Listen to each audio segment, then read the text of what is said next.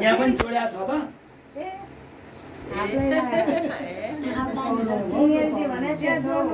यहाँ छ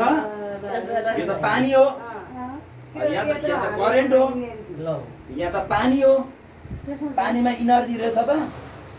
यसमा हामीले 4वटा क्याप्सुल हाल्यो कि हैन अब यहाँ छ कि छैन त यहाँ हेर्नु यहाँ नजोडेको हो भन्नुहुन्छ अनि त्यो यहाँ अस्ति एकजनाले काउन्सिल दिदिएर कहाँ भन्दै न सर तल लर जोड्या कि भन्दै हुनुहुन्छ यहाँ न छेउतिर इनर्जी छ कि छैन यही हो पावर भनेको स्पाइरुलिना यो मैले भने यो 1973 मा वैज्ञानिकले अब आउने भविष्यको खाना हो सुपर फुड हो भनेर यसलाई प्रमाणित गरेको छ गुगलमा गएर हेर्नु भने स्पाइरुलिनाको बारेमा धेरै स्टेटमेन्टहरू तपाईले हेर्न पाउनुहुन्छ बुझ्नुभयो नि यो चाहिँ तपाईको पावरफुल प्रोडक्ट हो स्पाइरुलिना जो अन्तरिक्षमा यानमा जाँदाखेरि वैज्ञानिकहरूले त्यहाँ दाल भात तरकारी अचार रोटी सिलिन्डर बोकेर जान हैन खानी भनेको त्यहाँ यही क्याप्सुलहरू लिएर गएर खानी हो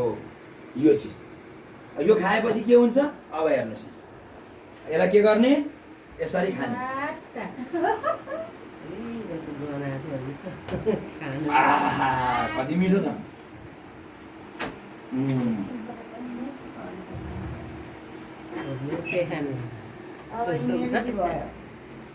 अब भित्र बत्ती बल्छ कि बल्दैन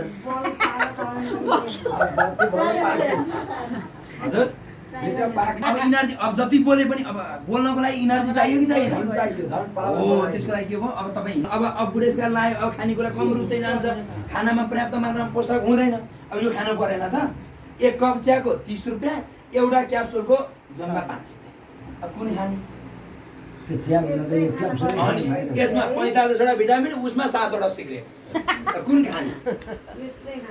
होइन यो चीज तपाईको भान्सामै हुन पर्यो यो चीज यो स्पाइरुलिना भनेको त्यस्तो चीज हो अब आउने भविष्यमा दाल भात भेटेन भने क्याप्सुल खाएर मान्छे बाँच्छ भनेर बनाएको हो यो